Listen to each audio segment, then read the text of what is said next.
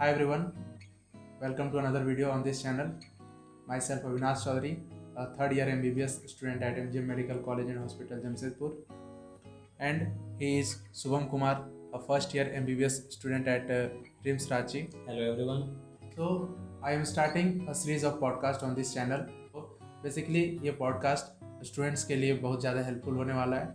So ये podcast series का first episode है एंड इस एपिसोड में हम लोग दो लोग हैं. I am a third year MBBS student and he is a first year MBBS student. So I hope कि ये हमारे पॉडकास्ट में बातचीत से कुछ वैल्यूबल बातें ज़रूर निकल के आएगी जो कि एक स्टूडेंट्स के लिए बहुत हेल्पफुल होगा, नॉलेज दे, उनको एक गाइड प्रोवाइड कर सके. So let's begin the podcast, the first episode of this series of podcast. I hope this series will be successful, and so please subscribe to this channel so that you get every episodes of this series of podcast. Podcast में हम लोग दो guest हैं जो कि दोनों same field से है, मेडिकल फील्ड से है. ये फर्स्ट ईयर स्टूडेंट है और मैं एक थर्ड ईयर MBBS स्टूडेंट हूँ. मैं कोशिश करूँगा कि मेरा जो एक्सपीरियंसेस है वो आज इस पॉडकास्ट में बाहर निकले. और बेसिकली ये पॉडकास्ट नहीं होगा, एक तरह का चिट चैट होगा एक सीनियर और जूनियर के बीच में. तो ऐसा होता है कि तुम अभी कॉलेज इंटर की हो, ठीक है.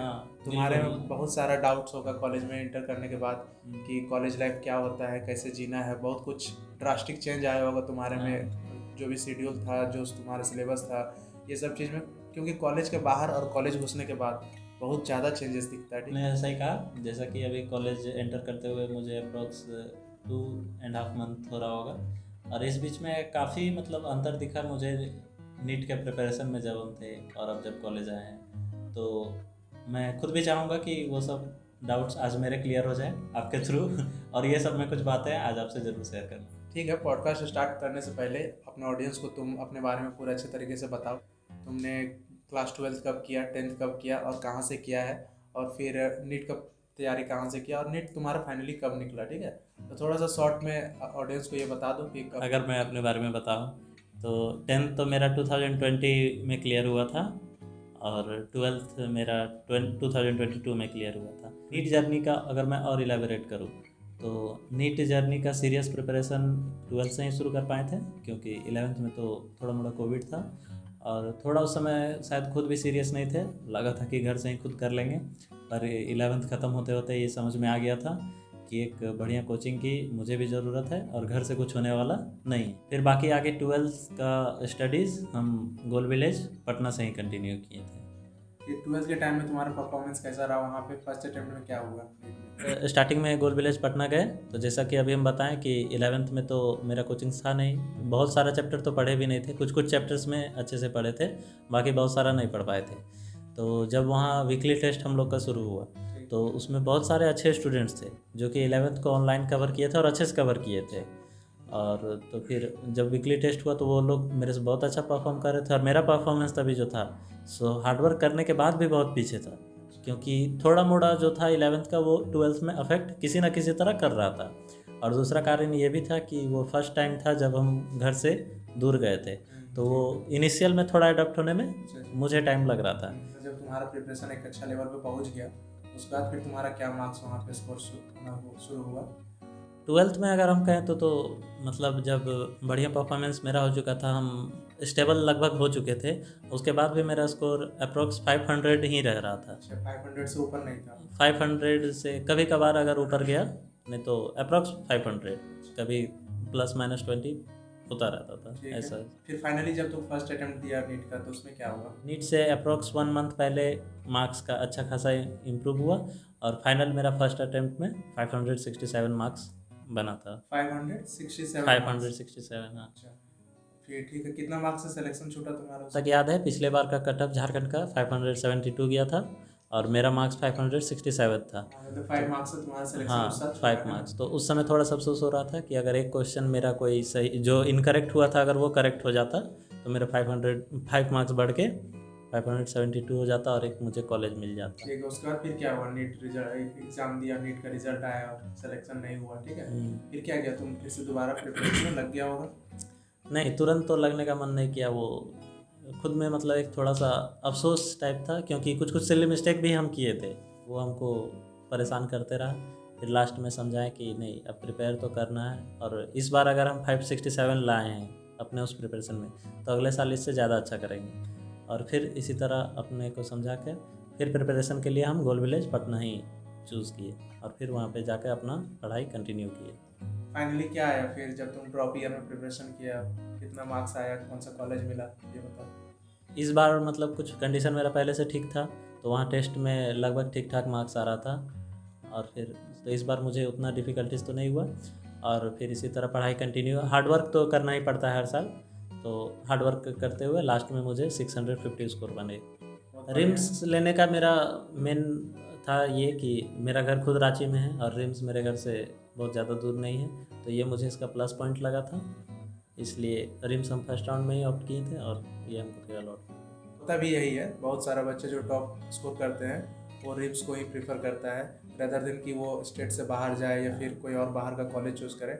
उससे बहुत बढ़िया होता है कि अपना स्टेट का टॉप कॉलेज है एंड ये इसका रैंकिंग भी ऑल ओवर इंडिया में बहुत ही अच्छा है। ये तुम्हारा अभी फर्स्ट ईयर का दो महीना हुआ है, 2 महीने फर्स्ट 2 मंथ तुम्हारा कैसा रहा कॉलेज में? ये कम्प्लीटली एक न्यू एक्सपीरियंस था।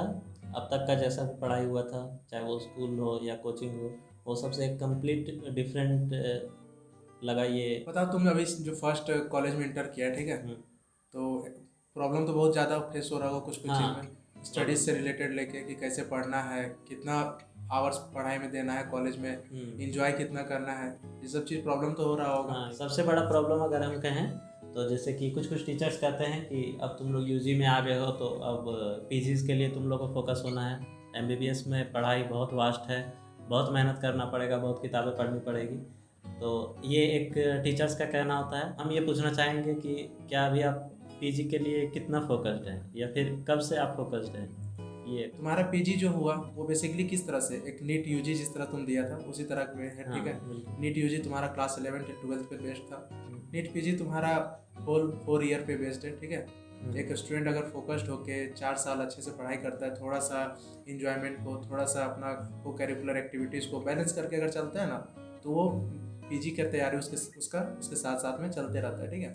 दूसरा केस क्या होता है कि कुछ स्टूडेंट होता है जो कि बहुत ज़्यादा first year, second year, third year पूरा इंजॉयमेंट में टाइम देता है, बहुत ज़्यादा इंजॉय करता है, तो बाद में उसको लगता है कि अब नीट पीजी की तैयारी के लिए हमको लग जाना होगा, ठीक है। तो उसके बाद फिर वो फोकस्ड होता है, फिर बहुत ज़्यादा टाइम वो पढ़ाई पे देता है, तो ये तरीका थोड़ा सा गलत है, ठीक है। ये इसलिए भी होता है क्योंकि स्टूडेंट डिस्ट्रैक्ट होता है, तो ऐसा तुमको नहीं होना है। तो स्टूडेंट जब कॉलेज में शुरू में इंटर करता है तो उसको लगता है कि हाँ ठीक है, कॉलेज लाइफ में एंजॉय करना है, फर्स्ट ईयर सेकेंड ईयर ये ऐसे ही निकल जाता है, ठीक है, लाइट पढ़ाई करेंगे तो हो जाएगा। बट ये चीज़ नहीं करना चाहिए, तुमको सीरियसनेस देखो। जब तुम स्कूलिंग के टाइम में था तो भी तुम उतना ही इंजॉय करता था और दिन भर स्कूल जाता था, स्कूल के बाद फिर पढ़ाई करता था रात में, ठीक है। बीच में जो शाम का टाइम होता था उसमें बहुत बच्चा क्रिकेट खेलने जाता था, बहुत कुछ घूम फिर के आ गया, इतना करना। तो इतना तुम कॉलेज लाइफ में भी घुसने के बाद कर सकता है। और जैसे कि हम लोग जानते हैं एमबीबीएस उतना आसान नहीं है, ठीक है, बहुत ज़्यादा वास्ट है, बहुत ज़्यादा सिलेबस है और बहुत ज़्यादा एक्सपीरियंस करने का चीज़ है, बहुत ज़्यादा रिटेन करने का ज़रूरत है इसमें एमबीबीएस में। तो अगर कोई स्टूडेंट सोचता है, जैसे कि हम मिस गाइड हुए थे कि हाँ अभी हम कॉलेज में घुसे हैं तो एंजॉय कर लेते हैं, बहुत आसानी से हम पढ़ लेंगे, हम लोग तो नीट क्रैक करके आए हैं, ठीक है, बहुत तेज़ बच्चा है, हम लोग तो एक रात में पढ़ के एग्जाम में दे सकते हैं या फिर ठीक है जैसे तैसे निकल जाएगा। बट ये चीज़ नहीं होना चाहिए। तुम्हारा जो फोकस्ड क्लास 11-12 के टाइम में था, जो नीट प्रिपरेशन के टाइम में था, वैसा ही फोकस्ड मेंटेन करना चाहिए एक स्टूडेंट को, ताकि इससे तुम्हारा नीट पीजी का तैयारी अलग से तुमको उसका प्रेशर नहीं लेना पड़ता, अलग से उसका कोई तैयारी नहीं शुरू करना पड़ता है, ठीक है। बट ये मेरे साथ हुआ है कि मैं मिसगाइड हुआ और मेरे जैसे बहुत बच्चा मिसगाइड होता है, ठीक है, कि ठीक है तैयारी बाद में होगा, सेकेंड ईयर के बाद होगा, थर्ड ईयर के बाद होगा, ठीक है। तो ये तुमको मिसगाइड नहीं होना है, तुमको अभी से टाइम देना है जिस तरह से तुम क्लास 11-12 में देता था। घर में ये होता था कि हम लोग क्लास स्कूलिंग करके आए, शाम का टाइम मिलेगा, शाम जब तक अंधेरा नहीं हुआ है तब तक दोस्त लोग के साथ में बाहर घूम फिर सकते हैं, खेल सकते हैं, वापस आके घर में घुस जाना है, ठीक है। उसके बाद फिर रात भर पढ़ाई करना, फिर अगले सुबह उठ के जाना। लेकिन हॉस्टल में ये प्रॉब्लम होता है कि ऐसा तो तुम नहीं है कि रात अगर 6 बज गया उसके बाद अंधेरा हो गया, उसके बाद हम अपने रूम में ही बंद हैं हॉस्टल में, वहाँ तुम्हारा दोस्त आएगा 10 बजे आएगा, 12 बजे बर्थडे सेलिब्रेशन होगा, ठीक है। हाँ, ये सब प्रॉब्लम होगा, तो वो सब चीज़ को थोड़ा मैनेज करना है, ठीक है। कभी कभार अगर होता है तो चलता है, लेकिन ये सब चीज़ बहुत ज़्यादा प्रॉब्लम करेगा, ठीक है। ये टाइम का वेस्टेज है, लेकिन हॉस्टल का टाइम को अपना यूटिलाइज करना। ये जो मेरे से ये सब गलतियाँ हुई, ये चीज़ तुमको तुम्हारे साथ शेयर कर रहे हैं, ये सब गलतियाँ तुमको नहीं करना चाहिए और इससे तुम्हारा बहुत ज़्यादा बेनिफिट होगा, प्रेशर नहीं बनेगा कभी एग्ज़ाम का या फिर कभी आगे चल के तुमको नीट पीजी का, और बेसिकली तुम अभी कॉलेज में घुसा है पढ़ाई करने के लिए, ठीक है। तो जितना ज़्यादा से ज़्यादा पढ़ाई कर सकता है, जितना ज़्यादा से ज़्यादा बुक्स पढ़ सकता है तुम पढ़ाई करो, ज़्यादा से ज़्यादा बुक्स पढ़ने का आदत डालना। अगर ये आदत छूट गया बुक्स पढ़ने का तो फिर बहुत ज़्यादा प्रॉब्लम होता है। और अगर हम पूछना चाहें तो अभी तक में आप अपने यूट्यूब को और फिर स्टडीज़ को किस तरीके आपको क्या लगता है, आप कितना अच्छे से एफिशिएंटली मैनेज किए हैं? देखो, जब कॉलेज में गए हम, ठीक है, तो लगा कि एक बहुत अच्छा बच्चा है हम, बहुत अच्छा बच्चा है, पढ़ाई को भी मैनेज करेंगे, यूट्यूब को भी मैनेज करेंगे और अपना को करिकुलर एक्टिविटीज़ को भी करेंगे। जैसा कि हम और भी बहुत सारे स्टूडेंट को जो देखे थे कि जो पहले से कॉलेज में थे, तो उसी को देखते हुए हम अपना यूट्यूब स्टार्ट किए, ठीक है, कि यूट्यूब को भी मैनेज किया जाएगा, अच्छे से गाइड किया जाएगा स्टूडेंट्स को भी, और अपना भी पढ़ाई उसके साथ साथ एक डिसिप्लिन वे में चलेगा, ठीक है। तो जब कॉलेज से पहले घुसने से पहले जब हम कुछ बना रहे थे तो घर पे थे तो वो अच्छा चल रहा था, ठीक है। कॉलेज जाने के बाद वहाँ पे तुमको एक पूरा ड्रास्टिक चेंज हुआ मेरे इन्वायरमेंट में, जैसे कि फ्रेंड सर्कल आया, सीनियर जूनियर आया, कॉलेज का इन्वायरमेंट आया, क्लासेस लगने लगा। फिर ये सब के कारण हुआ कि मैनेज करना मुश्किल होने लगा। ये भी हुआ कि हम बहुत ज़्यादा इंजॉय करने लगे कॉलेज लाइफ को, ठीक है। यूट्यूब एक मेहनत वाला चीज़ है, बहुत ज़्यादा इसमें मेहनत का ज़रूरत है, ठीक है, और बहुत ज़्यादा डिसिप्लिन होना पड़ेगा तुमको, तब ये तुम कर पाएगा। तो ये सब चीज़ को देखते हुए फिर लगा कि इससे अच्छा है कि एंजॉय करो अपना कॉलेज लाइफ, आए हैं, ठीक है, दोस्तों के साथ एंजॉय करो। ये क्या है यूट्यूब करना, ये सब नहीं करते हैं, तो इसलिए फिर वहाँ पे हम यूट्यूब को छोड़ दिए। फिर लगा कि जब टाइम आएगा फिर मैं खुद से स्टेबल हो पाऊँगा, जब खुद से फील हो पाएगा वो चीज़, वो पावर है, वो एनर्जी, वो नॉलेज, जब मुझे लगेगा कि हाँ अब देने का ज़रूरत है, फिर से मैं कर सकता हूँ, तो स्टार्ट करूँगा। तो वही हुआ है अभी। अब फिर से कोशिश कर रहा हूँ कि स्टार्ट करूँ, क्योंकि पढ़ाई में भी अब फोकस करना है, और तो शायद अब हो पाएगा, ठीक है, और अब शायद ऑडियंस को वो हमेशा कंटेंट मिल पाएगा।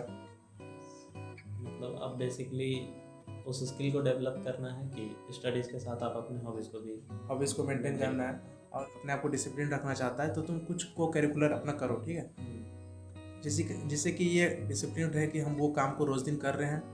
जैसे कि अगर हम यूट्यूब कर रहे हैं तो रोज़ दिन यूट्यूब के लिए एक वीडियो बनाए, या फिर वीकली एक वीडियो बनाए, या फिर हम अपने आप को डिसिप्लिन रख रहे हैं कि हम पढ़ाई कर रहे हैं ताकि वो पढ़ाई को फिर आगे शेयर करेंगे, ठीक है। ये चीज़ बहुत डिसिप्लिन रखने में बहुत ज़्यादा हेल्पफुल होता है, और बहुत ज़्यादा हार्डवर्क चाहिए इसके लिए। बट आप जैसे कि कुछ कमिट भी करते हैं इतने ऑडियंस के सामने, अगर जैसे आप ओपनली कुछ कमिट करते हैं तो फिर वो उसको कंप्लीट करने का भी आपके ऊपर एक प्रेशर रहेगा, चैलेंज रहता है, वो एक चैलेंज रहेगा। तो यूट्यूब एक बहुत बेस्ट चीज़ है, ठीक है, जो सीरियसली इस चीज़ को लेगा वो उसके लिए। और अगर कोई एज अ कैजुअल ले रहा है तो फिर वो ना इसको अच्छे से कर पाएगा, ना अपना जो मेन उसका फोकस रहेगा उस चीज़ पे फोकस कर पाएगा। और ख़ास करके कहें तो इस फील्ड में ऐसा तो है नहीं कि आप कॉमेडी वीडियो बना रहे हैं कि आप एकदम स्टडी लाइन से कम्प्लीटली डेविएट हो चुके हैं। नहीं, इसमें कोई डेविएट भी नहीं होता है, नहीं, पढ़ाई पे भी फोकस करता है, उसके साथ साथ में इसको करता है, ठीक है। आप किसी के मोटिवेशन को किसी के साथ शेयर कर रहे हैं तो उसका कुछ पॉजिटिव पॉइंट्स मतलब आप भी ज़रूर सीख रहे होते हैं। हाँ, यही होता है इसमें, तुम दूसरा को भी सिखाता है, हाँ, और खुद भी सीखता है, ठीक है। तो जब ये हम यूट्यूब छोड़े, इसका मतलब वो कि हम दूसरा को सिखाना छोड़े, हाँ, और खुद भी सीखना छोड़े, ठीक है।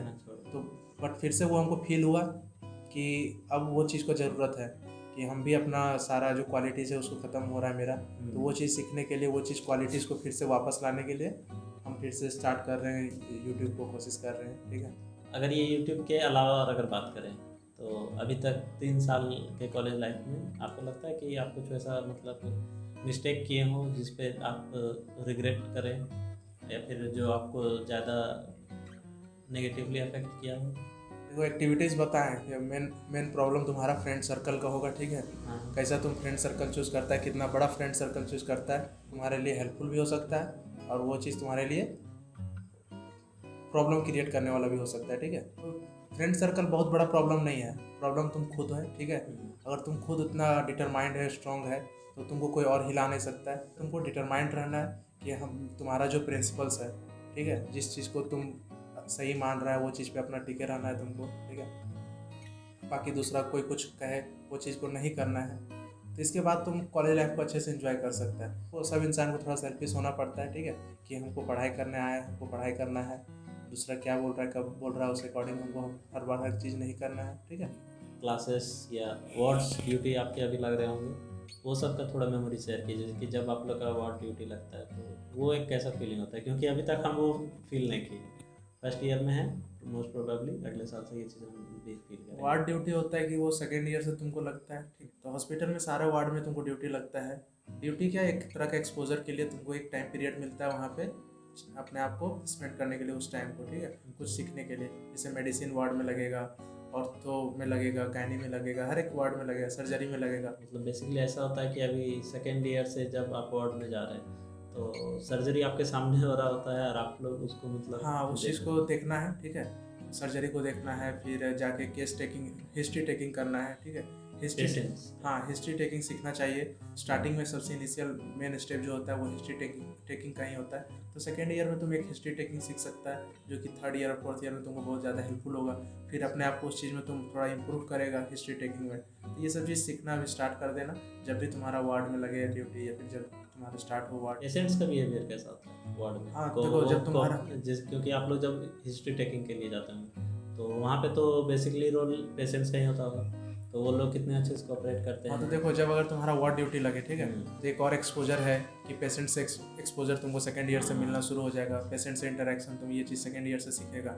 लाइटली नहीं लेना है ये सब चीज़ को, थोड़ा एक अच्छे से फॉर्मल वे में जाना है, फॉर्मल वे में पेशेंट के साथ इंटरेक्शन करना है, ठीक है। उससे जब तुम हिस्ट्री टेकिंग करेगा तो वो इंटरेक्शन हो जाएगा। तो बिहेवियर तुम्हारा, देखो, सेकेंड ईयर में या थर्ड ईयर तुम किस भी ईयर का स्टूडेंट हो, पेशेंट को नहीं पता रहता है कौन से ईयर का तुम स्टूडेंट हो, बस उसे पता रहता है कि तुम एक डॉक्टर हो, सीनियर या जूनियर हो सकता है। तो बहुत सारा पेशेंट कोऑपरेटिव होता है, बहुत सारे पेशेंट्स कोऑपरेटिव नहीं होते हैं। तो जो नॉन कोऑपरेटिव होते हैं उनसे कैसा डील होता है आपको?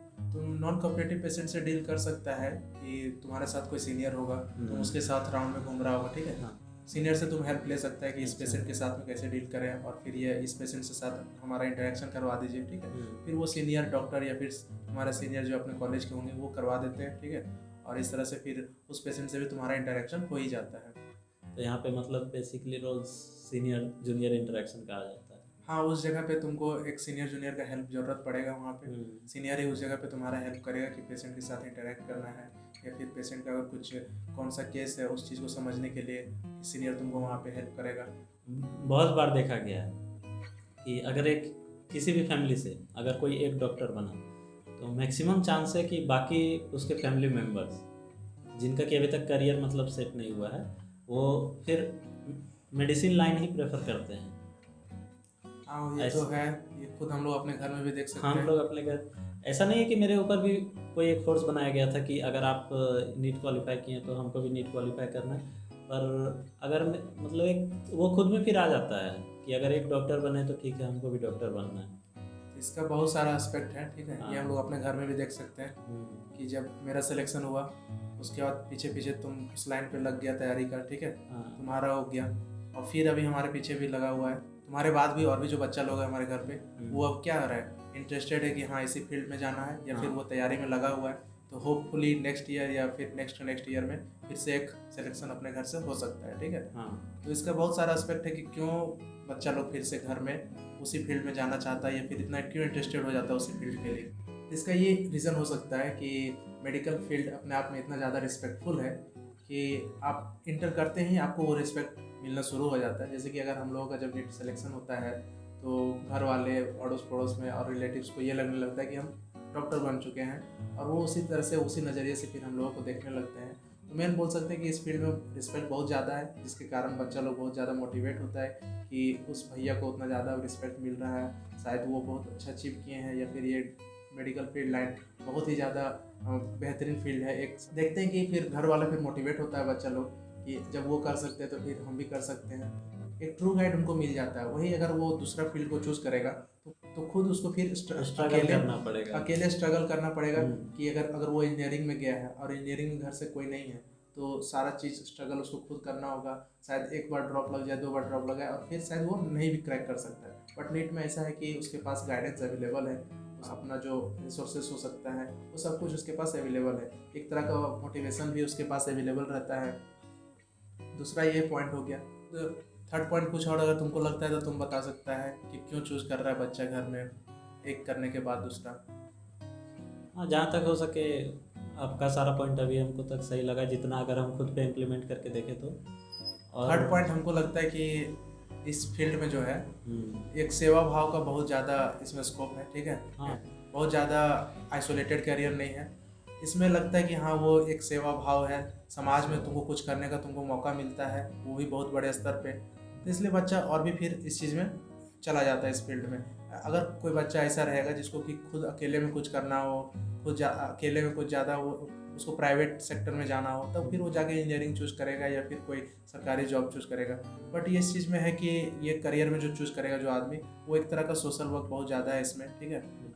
अगर एक पॉइंट और अगर हम ऐड करना चाहें तो वो यही है कि जैसे अगर कोई भी एक बार मेडिसिन ले लेता है और वो MBBS परस्यू कर रहा होता है तो वो कभी भी खुद में रिग्रेट नहीं करता है।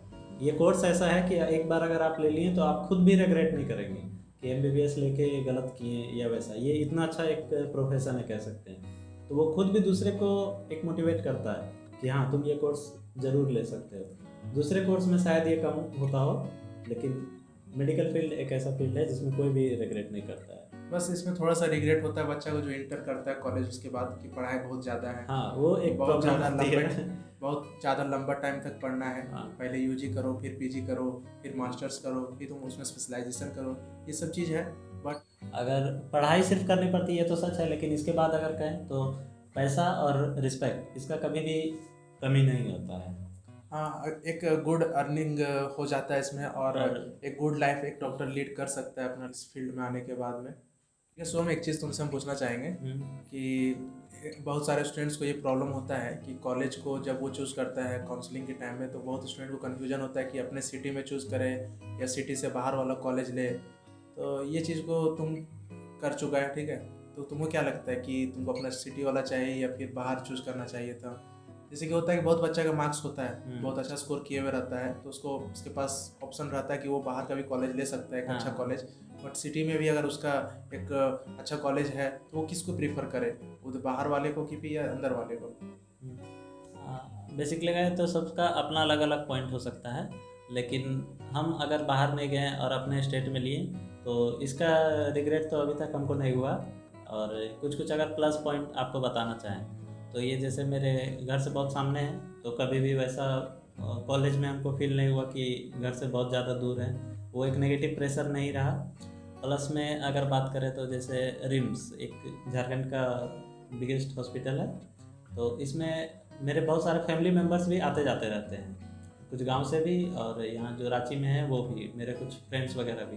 तो एक ये अपॉर्चुनिटी मिल जाता है कि वो लोग को हेल्प मतलब हम कर पाते हैं OPDs में भी, और कभी कभी वार्ड वगैरह में भी अगर उनको कुछ हेल्प चाहिए होता है तो वो हेल्प हम कर पाते हैं। और जब वो हेल्प करते हैं तो खुद में भी अच्छा लगता है, और उसके बाद वो जो रिस्पेक्ट देते हैं या जो अफेक्शन शो करते हैं, लव शो करते हैं, वो देख के और अच्छा लगता है। तब वो फील होता है कि हाँ ये प्रोफेशन और ये डिसीजन मेरा सही था। अपना सिटी में कॉलेज लेना वर्थ इट है ना? अपना कॉलेज में सिटी, हाँ तुम इस तरह से कि तुम फील्ड में गया तो तुम किसी के लिए हेल्पफुल हो रहा है, किसी के लिए यूजफुल रहा है। ऐसा नहीं है कि तुम बाहर चला गया और कुछ काम का नहीं आ रहा तुम अपने घर के लिए या फिर अपने सोसाइटी के लिए, तो यहाँ रह के तुम अपना हेल्प कर पा रहा है ना? हाँ ये चीज अगर हम दूर कॉलेज लिए होते तो शायद एकेडमिक्स में अगर ऐसी भी बात करें तो एकेडमिक्स तो खुद ही पढ़ना होता है, पर अगर हेल्प करने की बात कहें तो अपने फैमिली मेम्बर्स को शायद इतना हेल्प ना कर पाते। और इसमें एक ये भी चांस है कि अपने फ्रेंड सर्कल से बहुत ज़्यादा मिसगाइड हम नहीं हो सकते, मतलब वो एक प्रोबेबिलिटी बहुत कम हो जाता है, क्योंकि अगर घर से बहुत दूर हो तो शायद ये एक चांसेस थोड़ा बढ़ जाता है कि आप अपने फ्रेंड सर्कल से मिसगाइड हो जाएं। पर घर में रहते हैं तो वो एक होता है ना कि आप पे नज़र बना हुआ है, उस तरीके का है। आप अपने शहर में बहुत ज़्यादा बदमाशी नहीं कर सकते, लिमिट में तुम एंजॉय भी करना है, पढ़ाई भी करना है, ठीक है, फैमिली से कनेक्टेड भी रहना है, ये सब चीज़ सब कुछ मेंटेन हो जाता है अपने सिटी में रहने से। तो ये पॉइंट है। बहुत बच्चा मिसगाइड होता है कॉलेज सिलेक्शन के टाइम में कि बाहर ले लेते हैं, बाहर ज़्यादा एंजॉय होगा, बाहर कुछ एक्सपीरियंस ज़्यादा होगा, बट वो उतना ज़्यादा नहीं है। अगर तुम्हारा सिटी अच्छा है, तुम्हारा कॉलेज अच्छा है अपने में, तो उस जगह को तुम चूज़ कर सकता है। और MBBS तो ऐसे भी इतना बड़ा कोर्स है, तो उसमें घर से बहुत ज़्यादा दूर जाकर उतना भी मेरे ख्याल से सही नहीं है। Okay guys, so we hope that we have delivered some knowledge, our experiences, and this knowledge may be helpful to you all. If you get some valuable knowledge from this podcast, please do consider subscribing to this channel, and don't forget to come to the next episode of this series of podcast. Next time we will try to improve ourselves next time we will try to cover more areas of knowledge, and we will deliver the best knowledge or best thing which we will be having with you all. So do like and comment below, and do subscribe to the channel. Thank you so much for watching till the end. Thank you so much. Don't forget to show your love by liking and sharing the video. Thank you so much.